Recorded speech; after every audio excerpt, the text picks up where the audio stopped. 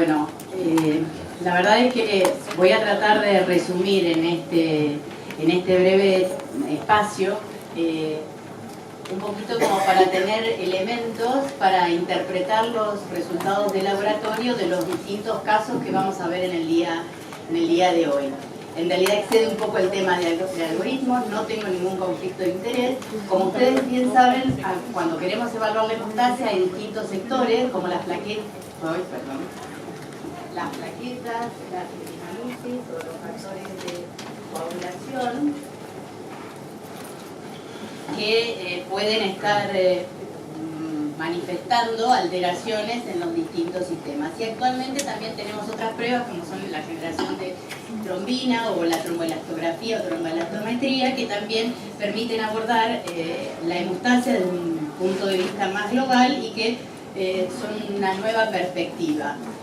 Aunque algunos ya son antiguos, pero digamos, tienen como una... Sí, pero la perspectiva es nueva. Lucía, no empecé.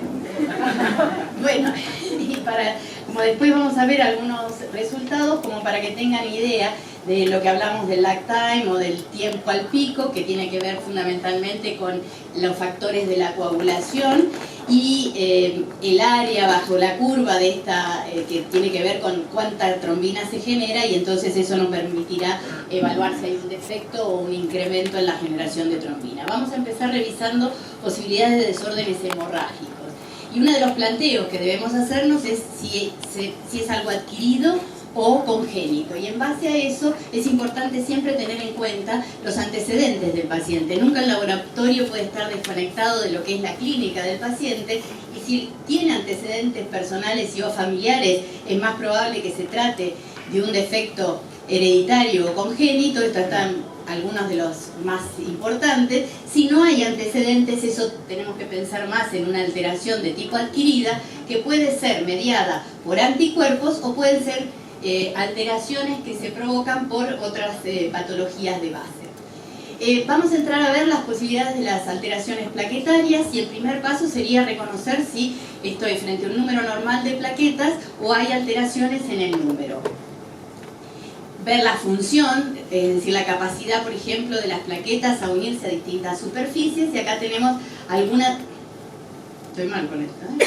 Algunas de las alteraciones, por ejemplo, alteraciones de los receptores de la membrana plaquetaria, que pueden alterar la adhesividad o la enfermedad de von Willebrand. ¿Cómo lo medimos? Bueno, el tiempo de sangría ustedes bien saben de que está bastante desacreditado y tiene defectos, y si no, también, que tampoco es ninguna maravilla, el PFA 100. En lo personal nosotros no tenemos experiencias, pero las experiencias con respecto a esto son muy variables. Hay alteraciones de la agregación o de la secreción, ya sea por alteración de los receptores, ya sea por defecto de los gránulos o el metabolismo del tromboxano.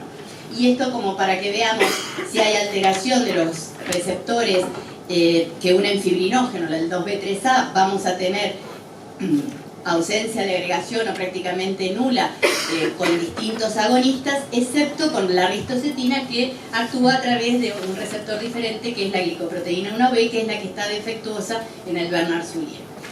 Si hablamos de las alteraciones de la coagulación, tenemos que ir a ver qué pasa con las pruebas tradicionales, digamos, que permiten evaluar la llamada vía intrínseca de la coagulación, la vía extrínseca, la vía común o la vía final, teniendo siempre presente que en ninguno de estos casos vamos a evaluar el factor 13. Por lo tanto, si hay una sospecha de sangrado, y hay que evaluarlo en forma particular, con una prueba muy sencilla como puede ser la de la solubilidad, que no es la ideal, por cierto, o si es factible midiendo su actividad.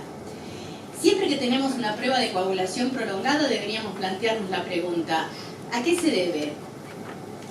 ¿Se trata de un déficit o de un efecto inhibitorio?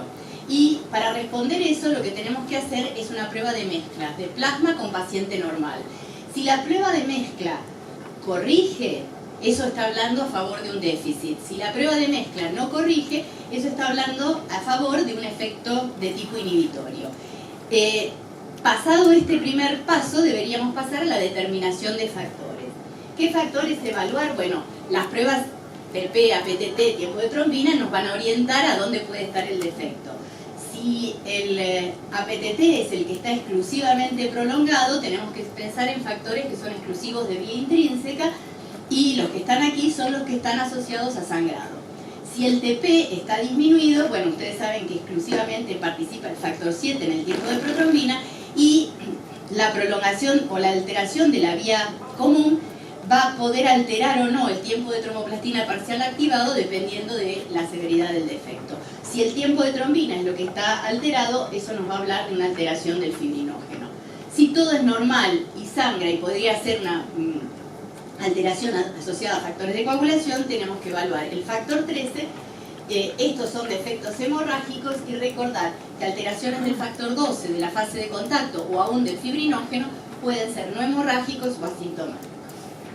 Si la alteración está a nivel de la fibrinolisis, eso también puede asociarse a sangrado.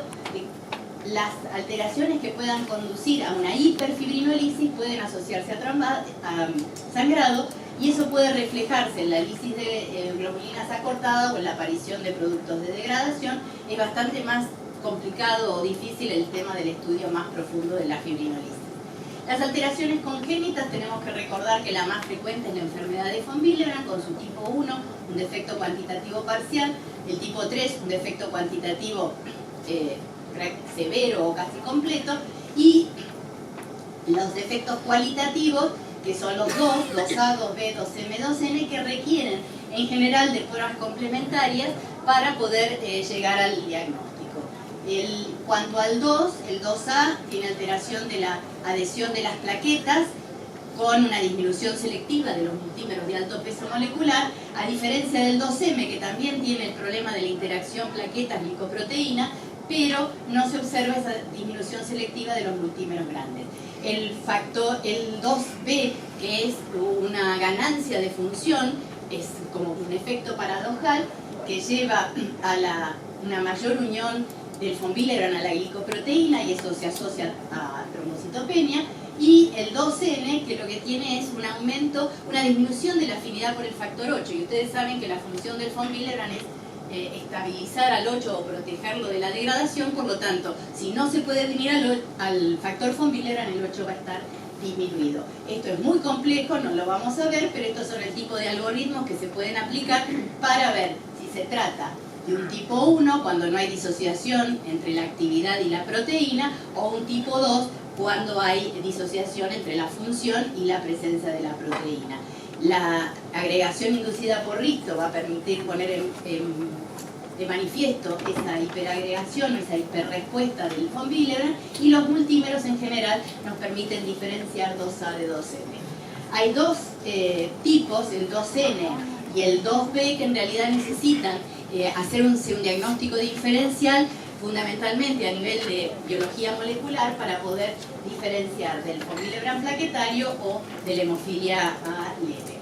Las hemofilias en general no tienen demasiado problema para el diagnóstico, se hacen función severa, moderada o leve en función de la cantidad presente en el plasma, y estos son los defectos raros. Podemos ver cómo pruebas como el test de generación de trombina o la tromboelastometría pueden servir para no solamente para ver los defectos, sino también para hacer una especie de control de la terapéutica y ver cómo da la terapéutica. Los defectos del fibrinógeno: tenemos ausencia de la molécula, disminución de una molécula normal, una molécula anómala, o la combinación de estos dos, molécula anómala disminuida.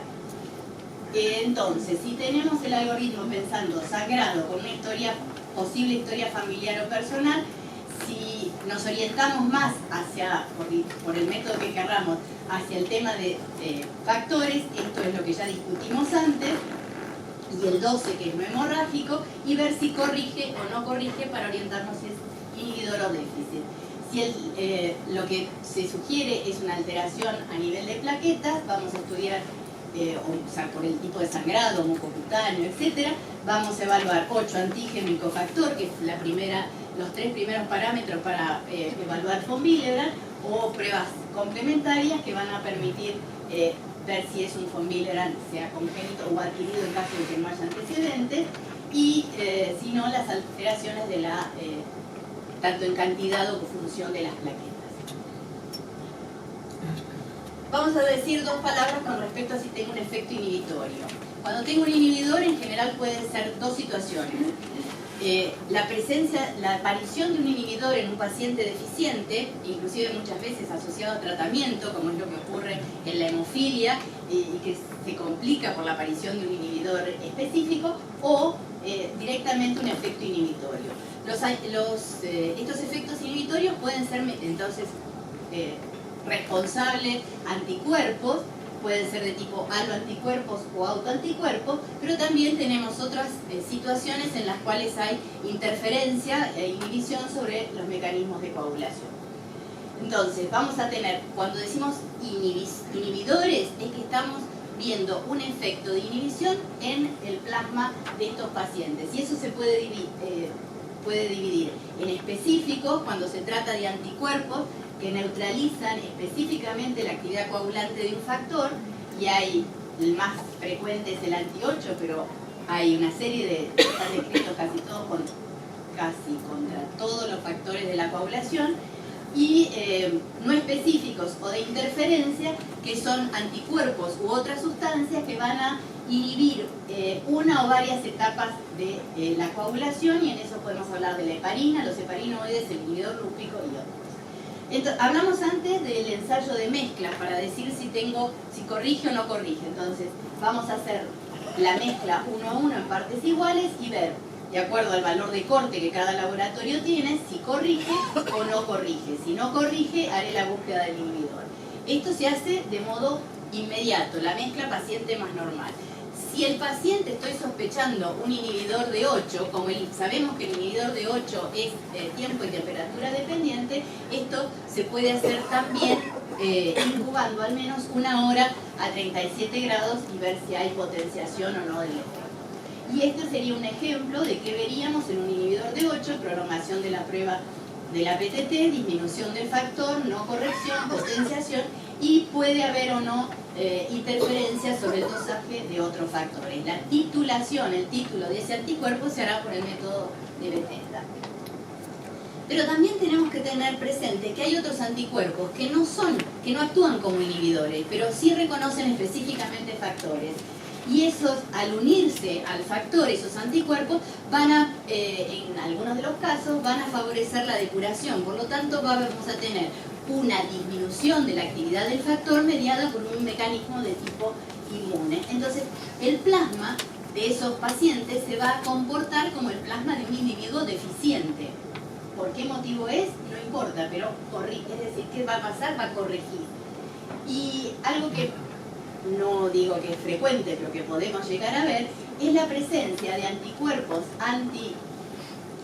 antifactor 2, que son no neutralizantes y que se suelen asociar a la presencia de inhibidor lúpico, es decir, son individuos que tienen distintos trastornos autoinmunes y aparece esto. Entonces, ¿qué vamos a tener? Que la prueba del tiempo de protrombina o el factor 2 van a estar alterados y corrigen, y en cambio la prueba de la PTT o del RBBT va a depender de cuál sea la prolongación, el nivel de factor deficiente, y también si está presente el inhibidor lúpico, de si ese inhibidor lúpico va a afectar o no ese sistema. Entonces podemos ver corrección o corrección parcial o inclusive efecto cofactor. Este es el esquema para el inhibidor lúpico, el screening, la corrección que no corrige y la demostración de la dependencia de fosfolípidos. Hay varias guías y recomendaciones relativamente recientes y muy buen trabajo de comparación de ellas de Moore del año 2014. Entonces, ¿cómo podríamos resumir esto? Si tenemos, por ejemplo, una PTT prolongado, hacemos la mezcla, si corrige, déficit. Si no corrige, ver si es tiempo y temperatura dependiente, ya que el anti-8 es lo más frecuente. Si está el 8 bajo y no corrige, puedo decir que es un anti-8, una hemofilia, lo que llaman hemofilia típica. Si no es tiempo y temperatura dependiente y las pruebas de inhibidor lúpico son negativas, tendré que ver si hay algún otro factor que esté disminuido y no corrija. Y si las pruebas de inhibidor lúpico son positivas, tengo que ver qué pasa con los otros factores, porque podría haber la conjunción del inhibidor lúpico más un déficit cuando hay un único factor que esté disminuido o que muestre estar no estar bajo por la presencia del lúpico. Si todos están bajos, eso es típico de un inhibidor lúpico, pero esto no va a ser hemorragia. Si lo que estuviese alterado es el tiempo de protrombina, hacemos el mismo tipo de razonamiento sobre los factores que son de la vía extrínseca y común. Tener presente que hoy en día tenemos el tema de los anticoagulantes orales directos y que pueden ejercer un efecto de inhibición sobre las pruebas. Por lo tanto, si el tiempo de protrombina está mucho más largo que el tiempo de trombina y es un paciente que puede tener esto, puede ser un paciente que esté tomando anti-10, y si lo que está muy prolongado es el tiempo de trombina, podría ser un anti-2. Pasamos para terminar a los desórdenes trombóticos. Y hay una serie de factores de riesgo que están, digamos, asociados, que están reconocidos por alteraciones de inhibidores u otros factores. Los efectos de antitrombina, proteína C y proteína S, la detección se hace a través del fenotipo, es decir, detectar si estos inhibidores están alterados. Puede haber desórdenes cuantitativos o cualitativos. Siempre hay que incluir pruebas funcionales para hacer el diagnóstico porque son las que van a detectar los dos tipos. Pueden ser por sustratos cromogénicos, por coagulación, etc.